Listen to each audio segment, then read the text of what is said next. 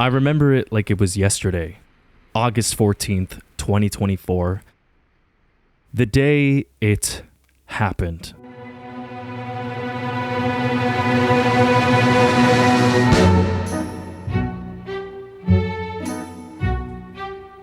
On that day, I was led to believe that I'd be trying out a simple game with a very simple premise. You play as a balding bearded man on a bike and are asked to do whatever it takes to help him save his daughter. This entails you to go through a very typical RPG format story of recruiting a bunch of mentally insane party members, leveling them up, collecting rare items, and defeating anyone and everyone that stands in your way. This then left me with the impression that I knew what I'd get myself into. Spend around a dozen hours going through its main story, eventually get to beat the game, then I'd feel like a hero, then it would fill my brain up with its needed source of dopamine, and then I'd get to move on with my life.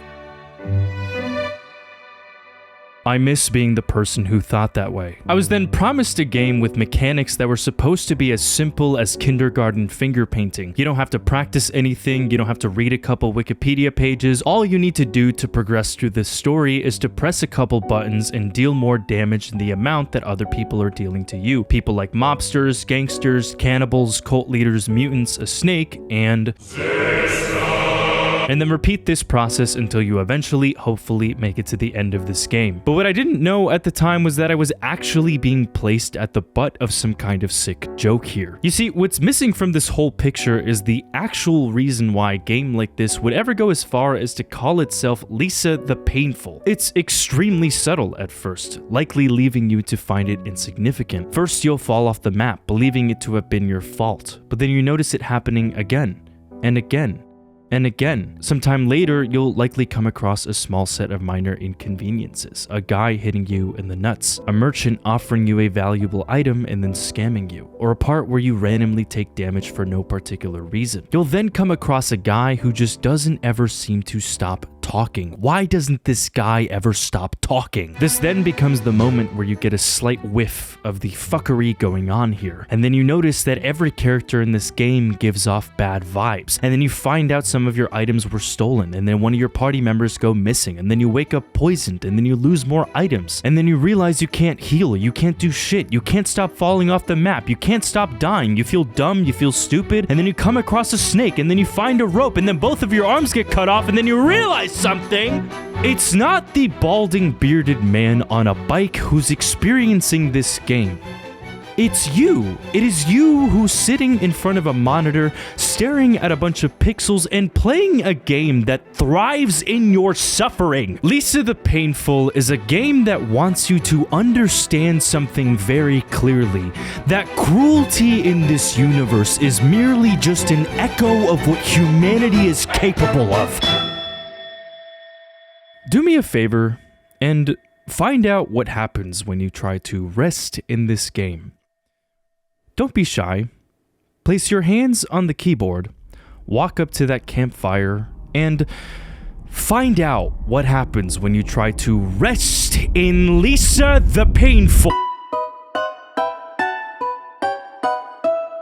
Brad Armstrong, the balding bearded man on a bike that you're playing as, is an ex-karate instructor living in a post-nuclear apocalyptic world. One day, he suddenly comes across an abandoned newborn. He doesn't know what to do, but after some thinking, decides to be the one to take care of it. He gives her the name Buddy, and even though he wasn't provided with anything resembling of love in his own childhood, tries his best to make sense of the concept by taking good care of her. He shows her how to draw, he teaches her how to fend for herself, he lets her put makeup on him. Over many years, she ends up developing a genuine and honest bond with Brad and some of the closest people in his life that he'd call family. Later on, in an evening that was supposed to be just like any other, Brad goes on a walk and ends up coming across a guy named Terry Hintz. After you help him get down from a tree, he'll then proceed to thank you and make a comment about how you seem to be awfully lonely. Before you can even respond, he will then force himself into your party out of his pure kindness. Not putting much thought into the events that had just occurred, Brad walks home. But as he approaches, he's confronted by the sight of his friends in a near-death state. They tell him the worst thing imaginable.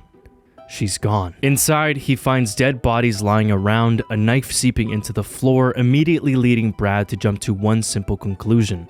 Someone took Buddy, and he must do whatever it takes to save his daughter. This is where you, the player, come into the equation. This is where you get to be the hero of the story. Except that's not what happened. at all. Instead, I ended up having to watch the same exact cutscene over and over and over again.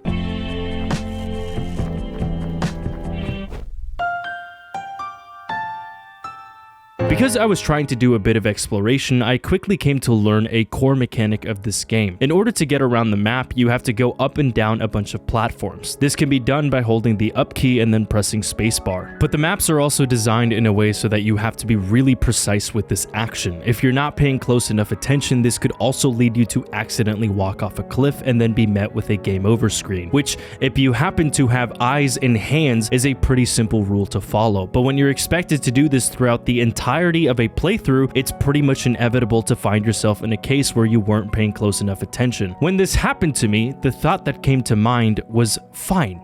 A lesson was learned here. This then got followed up by my first fight, and it was here where I was taught my second lesson. A menu popped up on my screen asking me if I either wanted to fight or escape. For like 96% of the game, this menu is pointless. I carefully picked out the attack that I was going to use with Brad and Terry and then ended my turn. This is what happened after. Initially, I was under the impression that Terry simply just missed his attack, but no, this is his attack. This will happen every single turn. I even managed to get lucky enough to get a critical attack with this in my first ever fight. And even then, the game decided to reward this incredible phenomenon with a rainbow-colored goose egg on my screen. I realized that Terry was a guy who had just forced himself onto my party, yet was incapable of dealing any damage no matter the circumstance. Once again, I was temporarily under the delusion that this wouldn't end up being an issue in the long run. But I also couldn't help myself from taking a second to really sit with the fact that someone out there spent the time to make this be a part of the game. They went out of their way to make sure that every time you press attack with Terry, he will then spend 3 frames hanging around the side of the screen, another 10 frames moving towards the enemy, and then another 55 frames of him just falling over. Fine.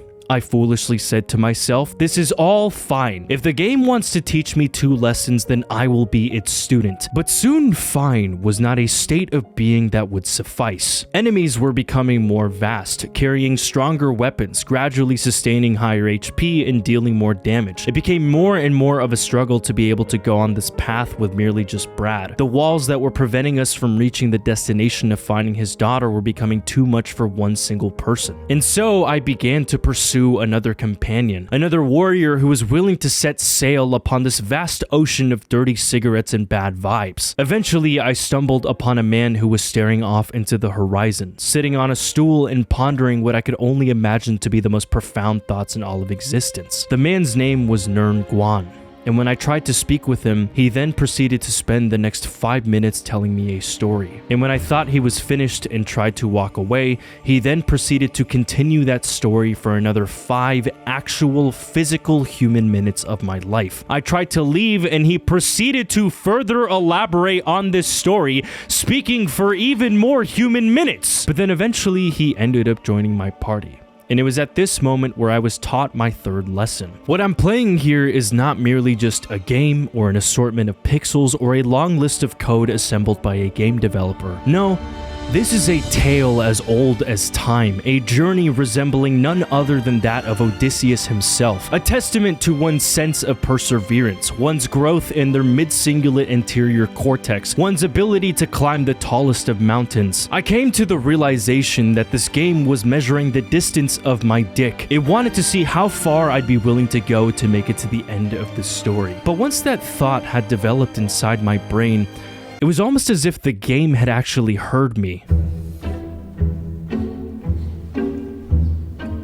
Earlier that week, I received a letter in the mail. On it, there were words that were aggressive, hostile even, telling me that I needed to immediately pay a $172 utility bill for an apartment that I do not live in anymore, or else there would be severe consequences. The first thought that came to mind was that this was a scam, but when I checked online, it turned out to be a very real bill coming from Panbiego, Bass, and Belectric, who put a fee over my head that had already begun to affect my credit score. I called the apartment complex to ask where this bill was coming from, and they say they have no idea. They then tell me that I should call the power company. I call the power company, and they tell me that they do have the fee listed under my name, but they don't know where it's coming from. They then recommend me to call the apartment complex. This runs through another cycle again until eventually I'm left with a guy on the phone who says that he cannot help me, but then advises me to pay the fee immediately to avoid the consequences. And so, for the sake of removing myself from any further stress, I made the mistake of deciding to pay the bill. And for some time,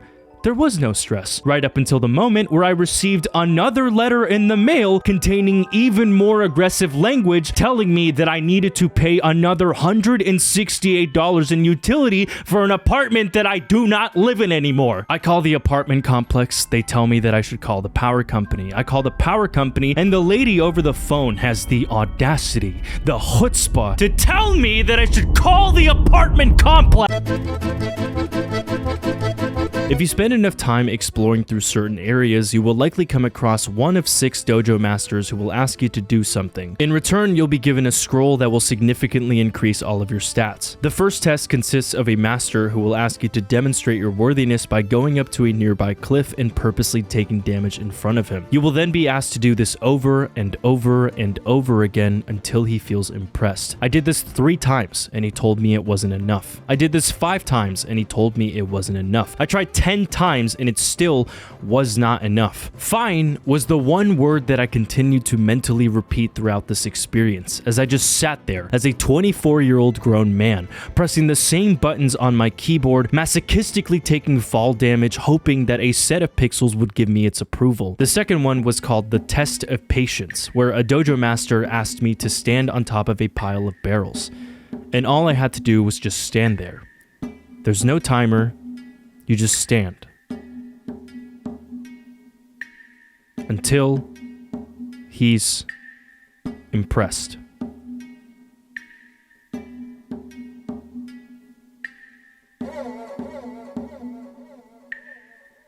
For some reason, I had reached a point where I believed this game was sentient, that it would know if I looked at my phone.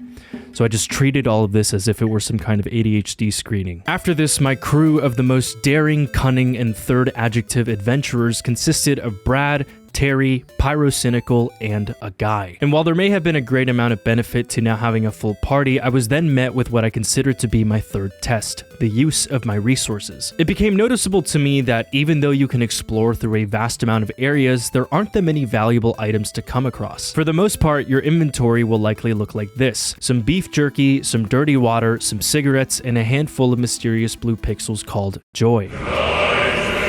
I wonder what that's about. The main issue that comes along with having so many party members now is that you need to heal more often. The problem being that there are too many enemies to justifiably use up your entire inventory. Game developers will often intentionally force you to do this. When you're trying to explore through a new area, they'll make sure that you cannot reach the next checkpoint without having to make a sacrifice. Should you either use up some of your resources or should you find a nearby location to rest? This then eventually forced me into the decision of having to find a place to rest, and so I did. I went to a cave, walked up to a campfire, and pressed the button to rest with my party. At the time, I simply didn't know better, but I also could not justify doing anything else. I had to. I had no choice. I had no items, and so I went ahead. This is what happened after I tried to rest.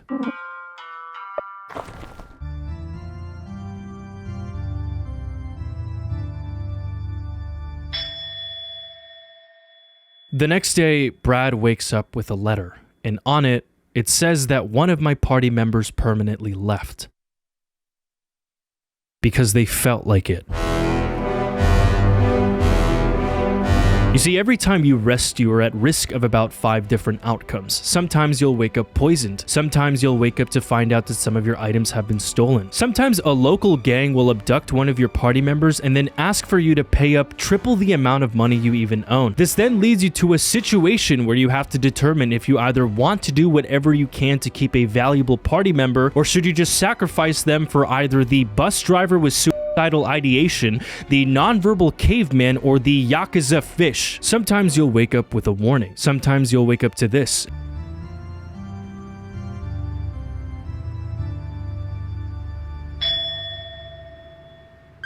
I found myself becoming more numb, realizing that I was experiencing a severe case of cognitive dissonance. Everything on paper seemed to be so simple. The combat was so simple. The movement is designed to be so simple. At one point, I stumbled upon an old man who told me he was willing to sell me a rare item for 60 magazines, and when I paid him, he simply told me to go fuck myself. By this point, it felt like this game was trying to kill me through 1,000 million paper cuts, a fate as awful as divine punishment itself.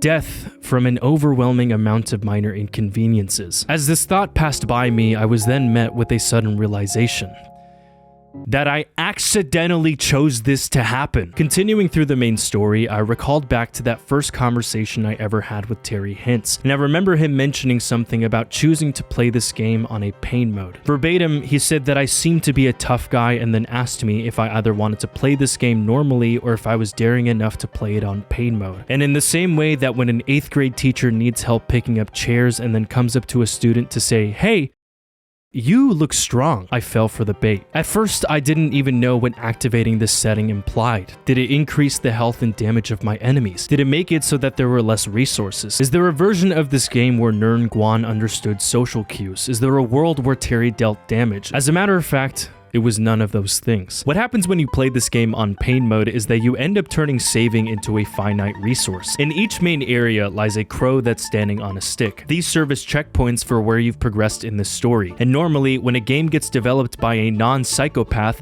these checkpoints usually get spaced out pretty evenly. But in Least of the Painful, you could either come across a crow in the span of 2 minutes or within the span of an hour. And in pain mode, these crows will immediately explode once you back out of the menu. This makes it so that when you do come across one of these, you have to do the mental calculus of deciding if whether or not you want to hold on to it for a more important section. Also, notice how I didn't say they explode when you save? That's because the crow was programmed to only ever do that when you press the back button, which if you happen to be a person with eyes and hands, it's pretty easy to press enter and then leave the menu. But I did at one point come across a guy that I thought looked funny, pressed A to interact with him, saw the menu pop up, panicked, and then wasted a save, which is more than enough for me to consider it an act of cruelty. However, I say all this not to make it seem like these things were a big deal. The reason why I mention them is because they were the leading steps that forced me to walk upon my 4th lesson. You see, it won't take that long for you to come to the realization that Brad moves really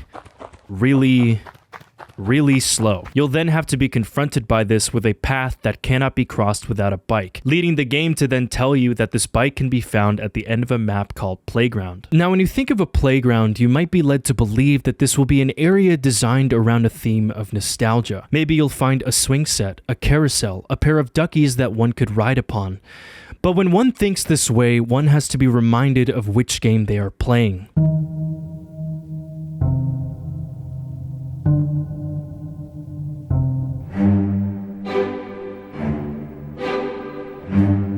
In order to get this bike, you have to walk across a path where anywhere between 3 to 10 steps, you will be forced to fight against a venomous snake. The snake may seem like any other reptilian creature, but I assure you, it's not. By this point into the game, your party will likely have around 600 HP each, and Brad will have a little over 1,000. This snake that you have to fight is capable of dealing around 300 damage per turn. Now, I understand that you did not wake up this morning to watch a video from Khan Academy, but I'm going to ask for all of us to do a little bit of math here.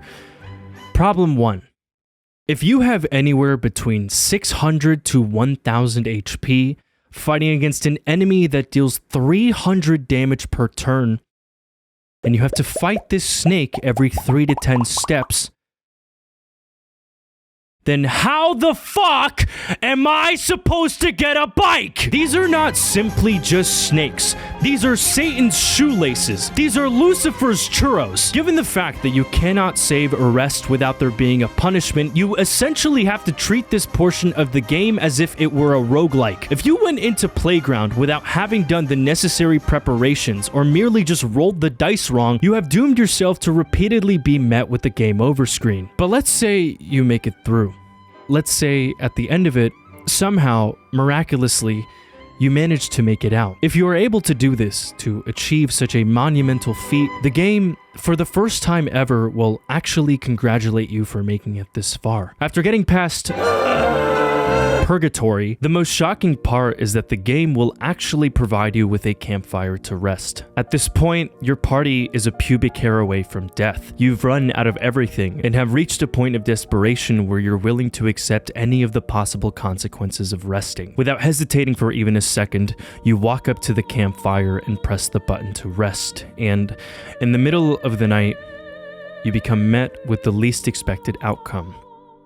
To your sheer surprise, this time, it's Nern Guan continuing his story. The same story. It's all just one fucking story. The next day, everyone was healed except for Brad. But regardless, you become reminded of the fact that what was waiting for you on the other side of this was a deserved reward. And to your complete disbelief, it's there. It's standing on the edge, waiting for you. It's saying, "Hey man, I'm a bike. I've been waiting for you, bro. You worked so hard, but you made it, dude. Finally." And even further to your complete disbelief, you also notice that there truly was a playground. There is a swing set, but also you can't help yourself from noticing that to the right of these little rideable duckies, and to the right of this old but nostalgic feeling swing set, and to the right of this kinda odd but seemingly harmless old man,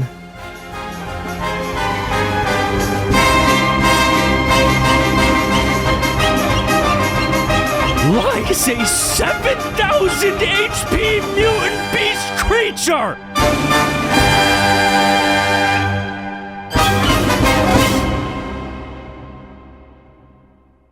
Some time had passed, and eventually, I was on a bike. Finally, I had a bike. Damaged, but on a bike. By this point, I had managed to pass the test of masochism, of patience, of my resources, of Nern Guan, and of obtaining a bike. And while there may have been some bumps in the way, it took me a second to remember why these types of games tend to do this. I become reminded of the time I first played Elden Ring, where I came across Margit and was met with a wake-up call on just how difficult the rest of the game was going to be. I knew that hard games did this for a reason. I knew that in its own toxic father figure roundabout way, it was trying to look out for me, and I began to question if all hard things are meant to be viewed through that lens. Is there such thing as fairness? Does it matter if a game makes me start over again? Does it matter if it doesn't let you beat it? Should I feel sorry for myself? Was I wronged by San Diego Gas and Electric? Was the utility bill looking out for me? With this thought of knowing that the game was purposely trying to teach me something here, a new fear began to develop within my mind. If Lisa the Painful was trying to prepare me now, then just how bad is the thing that's waiting for me at the finish line? Some time had passed and I was just about to complete the first main act of the story. But before you can get to the next part, there's a crossroads standing in your way, blocked off by the last main boss you have to confront. By then, I had run out of everything. There was a crow that I used to save right before getting there, but even then, it was obvious that I simply just wasn't ready. And so, I went back to level everyone up and farmed for about another 40 minutes. However, when I walked back to these crossroads, I then realized that I made yet another grave mistake. This was when I was supposed to save. But because I didn't think far ahead enough, I now have to confront this boss, knowing that if I die, I have doomed myself to be stuck in this crossroad with another 40-minute buildup to repeat again and again and again. Now, I no longer feared these two bosses. I feared the idea of being stuck here forever. I enter into the fight, and while hopeful at first, with enough time and clarity, it becomes obvious that my efforts were simply not enough. Even the strongest weapons within my arsenal weren't enough to deal a dent for either of these bosses. And it's here where I learned to no longer appreciate the simplicity of this combat system. Because there was no way around it, because there is no mechanic for me to even attempt to gain an upper hand here, like ice melting and plants dying, all I could do was watch the inevitable, the slow and gradual loss of every single party member's HP until it arrived at 0. But then suddenly, out of nowhere, in the highest degree of desperation, I check my items and remember that I have been holding on to a handful of mysterious blue pixels this whole time. All I was ever told was to save it for the worst case scenario, and looking at this scenario,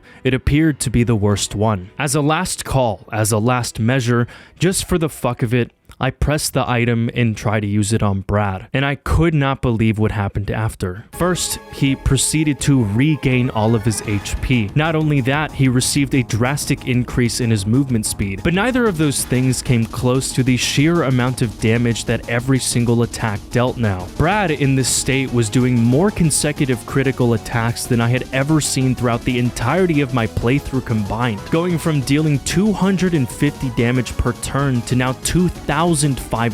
But still, I was off by a scratch from death. The tides had turned, but it was not enough to make victory a guarantee. The fight ended up being close, so incredibly close to me being stuck in another 40-minute doom, but eventually, it was all over. Somehow, we made it out alive. Somehow, we made it to the second act of the game. Yet still, it took me a while to even be able to process the event that just occurred. You mean to tell me that this whole time I had been holding on to a get out of jail free card? You mean to tell me that this game, after everything, after all the torture I was put through, I was allowed to be given 5 of these blue pixels? But it wasn't until later on that I was taught what joy really was. I arrive at a new location where a man offered me his companionship, but once he discovered that my party had used these blue pixels, he refused to speak to us. Even worse, everyone around knows. They all seem to be aware of this decision I made not that long ago. And then it dawned upon me. Brad has been in a lifelong battle with addiction. It's hard to talk about a game like this without giving a good amount of trigger warnings, so if you're interested in wanting to give Lisa the Painful a shot, I do recommend that you tread carefully. Its themes come from a developer that wanted to put us in the shoes of how gruesome the path of healing can be sometimes. When Brad first came across Buddy, there's a scene where he kind of out of panic decides to be the one to take care of her. In a world that's bound to be extinct, mostly because everyone believes that its populace has become only men, Brad fears for this little being. A being that doesn't know or understand how vile this dirty, abandoned wasteland truly is. A being that only knows goos and gauze. Prior to the apocalypse, Brad was a martial arts teacher for little kids. He himself came from an abused past and therefore wanted to spend his later half in life teaching little kids how to fend for themselves. And in this way, he wanted to do the same for Buddy. He wanted her introduction to the world to be kind, loving, not filled with cruelty in all of its different shapes. But in order to do so, he needed to be better. He needed to be a version of himself that could win against his own past. And eventually, he did. He managed to be just that, dependable, a person to look up to and a leader for others. To him, saving Buddy meant that in the fucked up entropy that is our existence, there might be some room in this world to save that last bit of his own humanity. But for the rest of the game, because of this one decision I made, Brad will now randomly experience a status called withdrawal, which will cut his health and damage output in half, essentially making him useless. When he comes across any of his own friends, they too know that he's been using. And worst of all, for a brief moment where he finally manages to get a hold of Buddy for a second, she knows too, becomes afraid of him even. And it's here where I become aware of the fact that I have been misguided on the meaning behind this journey. The test was never about my patience or my tolerance for pain or my resources or even my bike. No, the test was to see if I could keep on going without being tempted to use this blue pixel. And I failed. At this point into the playthrough, for the first time ever, I genuinely felt defeated. What was supposed to be a place for a 40-minute long punishment, I instead tried to cheat my way out, and rightfully so, the game made me pay the consequence. After everything, my worst fear had become a reality. I was killed by the overwhelming amount of minor inconveniences. I was killed by a $20 game on Steam. After this, I logged off for the day and proceeded to just lay there in bed, reminding myself of the steps that even led me to get here. The fact that I got screwed over by a utility bill, the fact that I ended up yelling at a person over the phone who was just simply doing their job, and the fact that I decided to take out this rage over a dumb game that I randomly came across. What's even worse to admit is that it's far from the first time that this pattern has happened. Honestly, I felt embarrassed. Often on nights like these, I find myself blankly staring at my own ceiling. Sometimes its dullness allows for my mind to paint its canvas with a version of myself that I'd like to be one day, a person who just simply isn't the way that I am now. What was the point of doing any of this? I'm not even sure what compelled me to keep playing this game. What made me go out of my way to spend my precious free time doing dumb trials and tests against my own perseverance? Was it Brad? Was I doing this for Buddy? At times like these, when this wonky thought process happens, I usually end up going to bed letting the shittiness simmer.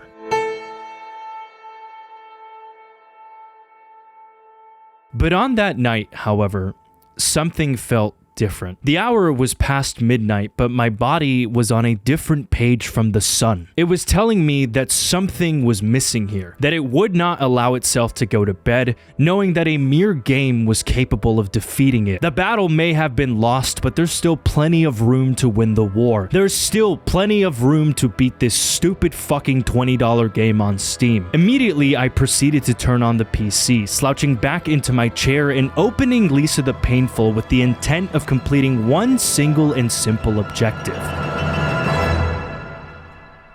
Do whatever it takes to save Brad's daughter.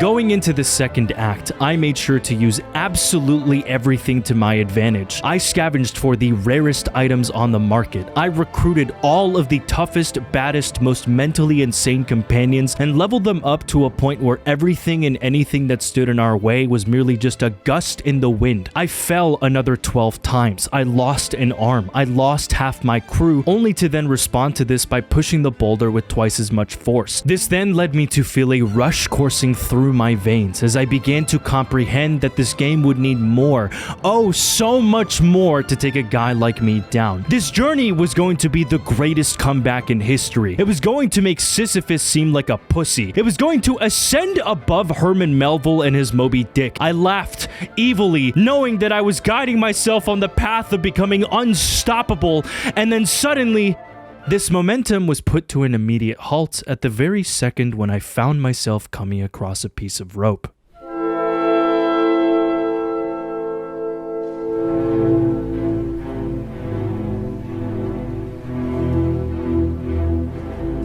As I was exploring through the main map, scavenging for every item, I ended up arriving at an area where at the top stood two objects. One of them was a rope, and the other was a sign that said something important was to be found above. And given the fact that I was literally attempting to become God at this point, the only choice left here was to believe the sign and go up the rope. And so, I did. The first thing I noticed was the very odd soundtrack that began to play.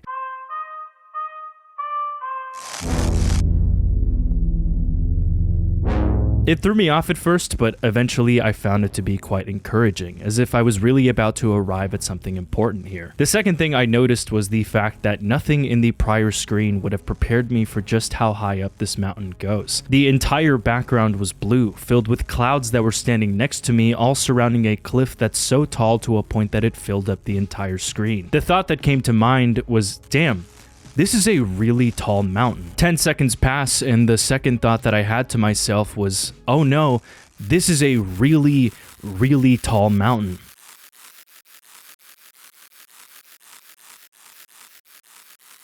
But then another 10 seconds pass and I began to have a third thought that contained a bit of skepticism. I noticed that the pace that I was moving up this rope was at the exact same speed that my screen was moving, making it seem like as if no progress was being made at all. The rope was in fact moving and Brad was doing the motion of him climbing up the rope, but due to the nature of which game I'm playing here, doubt began to plant its seed within my mind. 40 seconds in total had passed, and the final straw came from when I realized that the music was playing on a loop.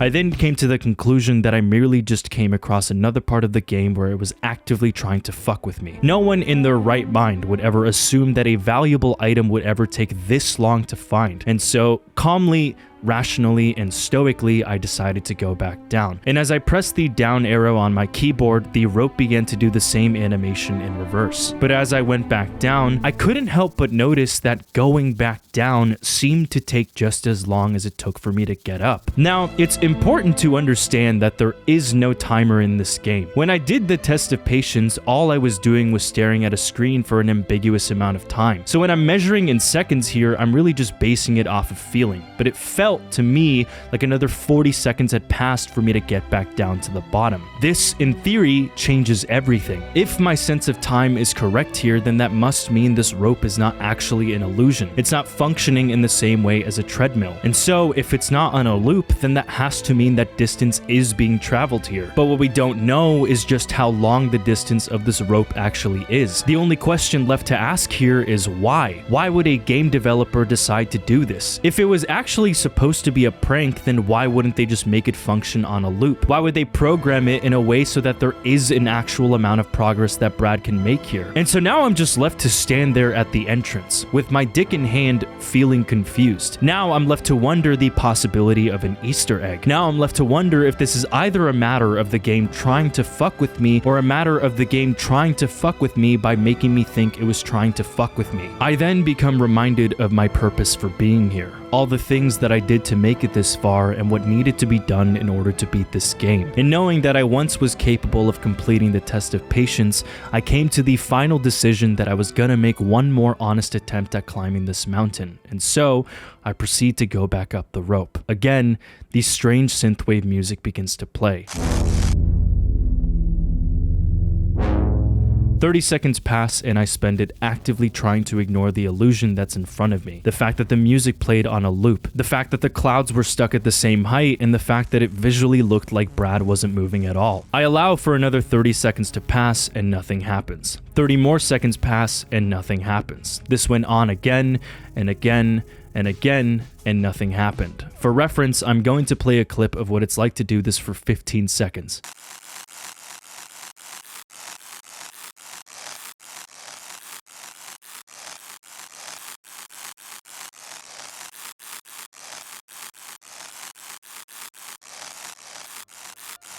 And I do this so you can get a glimpse of what it's like to be in this headspace, to really comprehend what it's like to lose the meaning of a second passing by you. After a while, my sense of time had completely faded away. Soon, I began to understand how Einstein came to the conclusion that time was relative. The obvious was telling me that this wouldn't lead anywhere, but the concept was telling me that this was merely just another test, that this was another dojo, that this was going to be my own personal Everest. And then those prior thoughts began to have a brother. For every second that I was investing into climbing this mountain, then that had to mean it was going to take me just as long to get back down. Meaning that if Newton was right about his third law, then one must follow the simple formula of time plus distance being equal to the amount of respect you have lost for yourself. And then I began to imagine the worst outcome possible. The idea of me making it 95% of the way through and then deciding to go back down. And then those thoughts began to have a father. I realized that this was a battle already lost long ago, that this fate was predetermined the moment I came across that sign. Now, it has become too late. Now, there truly was no way I could ever go back. My finger has become incapable of letting go of the keyboard anymore. My body at this point is merely just a vessel for pressing the up key until it manages to solve the mystery of what in God's name stood at the top of this mountain. Please,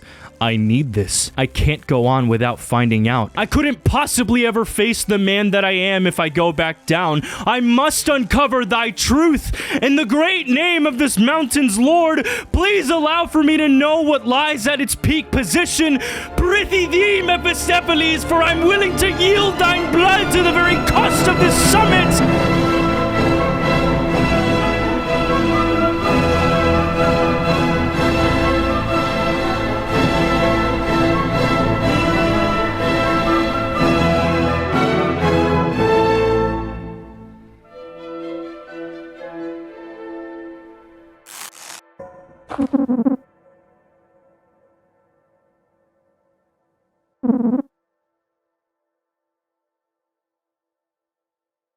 Soon after all this happened, I biked my way into a cave, desperately looking for anywhere I could find the nearest crow. At this point, I was just looking for a way to save my progress and log out of the game. And as I was in the midst of this search, I noticed that on the other side of this cave, there was a little boy, sitting on a stool with the most shit-eating grin I had ever seen in my life. I became curious about what the fuck was supposed to be so funny. I approach him and he proceeds to ask me the question of if whether or not I wanted to hear a pun, and assuming that this was just about to be a witty line before engaging in a fight, I accept the offer. He then goes on to say, I tried to catch some fog, I missed, and then he says that broken pencils are pointless. And then that was it. That was all that happened. He just sat there with a shit-eating grin. I was shocked, and then I went about my way. But as I began to approach the exit of this cave, I found myself being surrounded by an irrepressible force of nature that was preventing me from doing so. Knowing the things to expect out there, I'm realizing that I'm beginning to feel afraid. The other thing that I'm struggling to understand was what exactly was supposed to be the point of that interaction. A kid just told me that he missed, and I was supposed to just accept that. Is he stupid? Is he unaware of what lies outside of this cave? Does he even know the things that I went through to make it this far? But even that thought was followed up by the possibility that maybe he does know. Maybe he went through the same journey I did and decided to place a stool there. Now I become even more curious, feeling a need to understand what he had to have gone through to be this way. How is it that in a game like this, one can find the strength to hold on to their good sense of humor? This is the first person I've ever come across that appears to be unfazed by the things that are out there. And that's a concept that I simply just refuse to understand. What's so funny? What is it that you find so fucking funny about the circumstance that we're in? How am I supposed to locate the courage to feel wronged, wounded even, and then decide to make a joke out of it? How am I supposed to deal with the impossible task of finding meaning through an existence that's merely just an aberration of a rock moving? I don't understand, and I'm struggling to find the will to leave this cave. At its core, my problem is that I cannot accept the fact that once I stop playing this game, I'm a man who owes over $300 in utility fees. And knowing this, I decide to do one last thing before I leave this cave. I, as Brad Armstrong, bike my way over to the kid that's sitting on a stool.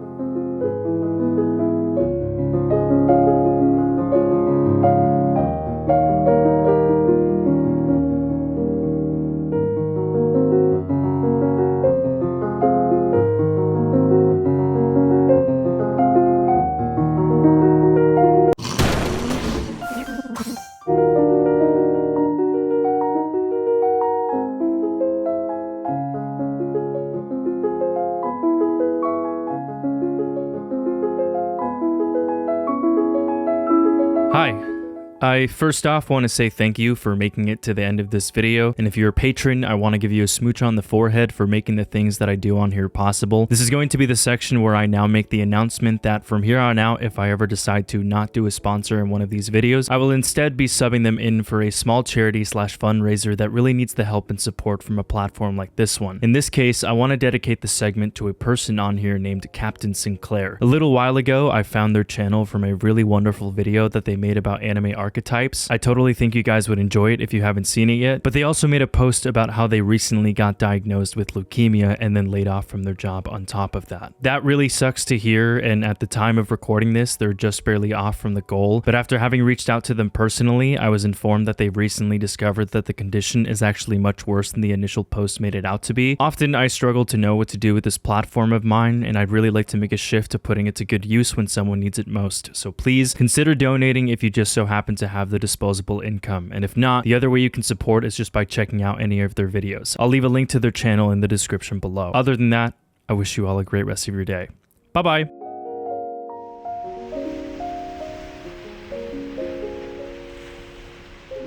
Alright, I'm recording!